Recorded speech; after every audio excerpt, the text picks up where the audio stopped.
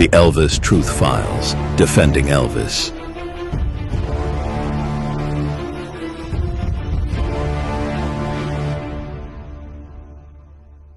Greetings everybody from Memphis, Tennessee, Sundowners Club here. Just wanted to comment on the book that has come out, if you could call it a book, by Priscilla Presleys, or Priscilla Beaulieu, or Priscilla Garibaldi, whatever you want to call Priscilla. And it's called Softly As I Leave You.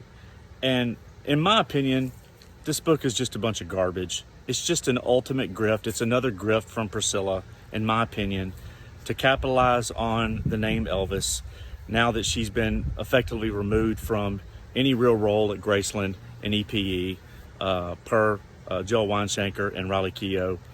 So look no further than the title of the book. I saw on a UK show where they were giving Priscilla credit for this great title, Softly As I Leave You. Well, she didn't come up with that title. That was a composition from the piano written by Italian composer Tony DeVita. And it was later performed by Frank Sinatra and Elvis. And Elvis is famous for doing the spoken word of Softly As I Leave You. Go check that out if you want to hear Elvis's emotion and passion in reading the spoken word of Softly As I Leave You. But she grifts on that. She takes the title like it's something she created. And then there's so many other inaccuracies, in my opinion, that come out of the book around how Graceland was effectively started.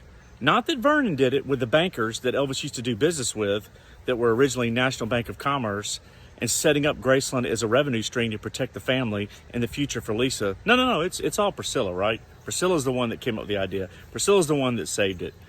You talk to people in Memphis and people that are still alive, people that were involved with all that, and you'll hear a different story. So just putting that out there. Another thing is she contradicts her daughter, her late daughter, and what was written in the book From Here to the Great Unknown about the alleged assault from Michael Edwards. She even changes the age. Lisa says it happened at one age. Priscilla says she didn't hear about it until later. And it's just a way of covering Priscilla's butt around allegations of what was happening in her household.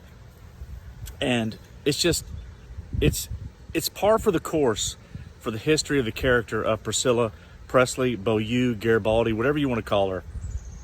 Here's the reality. This book could sell 10,000 copies. It could sell 1 million copies. But at the end of the day, it's just a grift. And people aren't going to remember this book. And in 50 years, here's a question.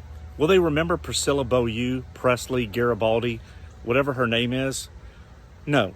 She'll be a footnote in history.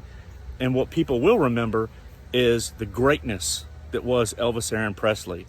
The man who came from literally nothing, as poor could be, and turned into the most famous entertainer in the history of the world.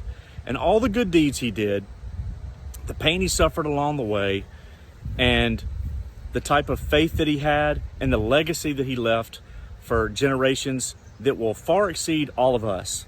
And so that's the story at the end of the day. That's the facts.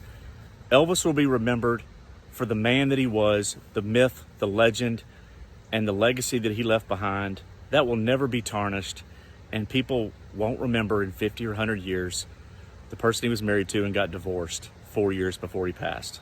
So TCB, everybody, have a great week.